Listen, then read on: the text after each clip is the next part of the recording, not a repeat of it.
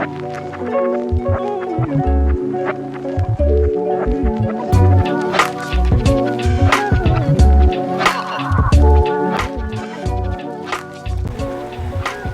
guys, welcome back to another one. We're out here with my guide Tim. What's up, guys? For sockeye salmon today.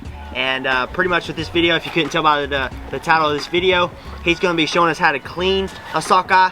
And pretty much while he's cleaning this sockeye, I'm going to be asking him some questions on how to floss for trout, for salmon.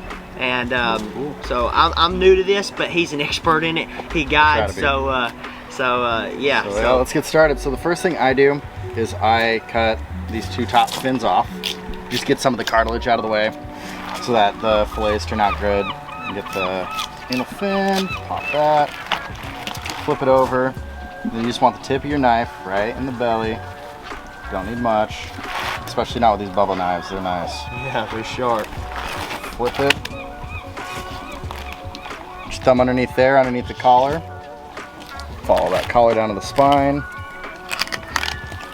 Make sure not to cut through the spine. I've done that a couple of times. And flip that. Flip it over. Same thing, run your knife up to the spine. Yeah, and then just follow that spine all the way through. Flip to the wrist at the end. There you go. Two beautiful fillets.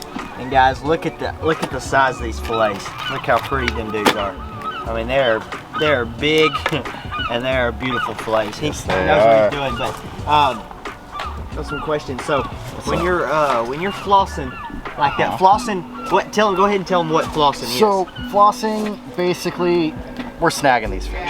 It's, you know, they're not eating anymore, and even out in the ocean, these sockeye aren't eating. They're not predatory like most of the other species of salmon are. They filter feed plankton and krill like whales do. So they don't even start growing teeth until they hit the freshwater. So what we're doing is trying to drag that leader and hook through their mouth so that it hooks them in the mouth, and then we reel them in. And like we were saying in the last video, if you get them in the belly or in the tail or really anywhere other than the mouth, you got to release them.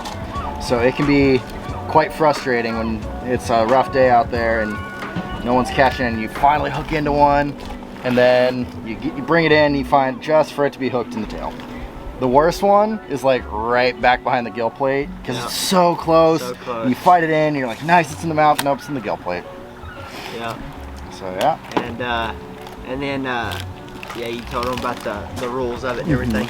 And tell them about the bead and how that works. So you can't have a blank hook. You can't just have a leader to your hook. You have to have something on there. A lot of guys use yarn, or everyone uses, we have a lot of fly only rivers. So a fly is the gap between the shank and the hook part is 3/8 of an inch or less. So they'll make what are called coho or Russian river flies, which is just a little bit of bucktail twirled on a fly. So yeah, you have to have something on there so that it's not just a blank hook. It gives that fish a chance to see it and get out of the way. It also gives fish and game a chance to snap pictures of you from across the river. That's right. I've had several friends of mine, they're flossing, they got done with their day, and then fishing game comes over, just scrolls through their phone showing them all the pictures of them snagging fish, and they're like, yep, we'll take all of those, and it's a $200 fine each. Wow. Yeah. Yeah, they'll get you pretty big up here, I guess, huh? Mm-hmm. Yeah. Well, that's a pretty great day. We caught. How many fish do you think we caught today? If I remember my count, we got 20 total. 20 total. With a maximum limit of 24. Yeah.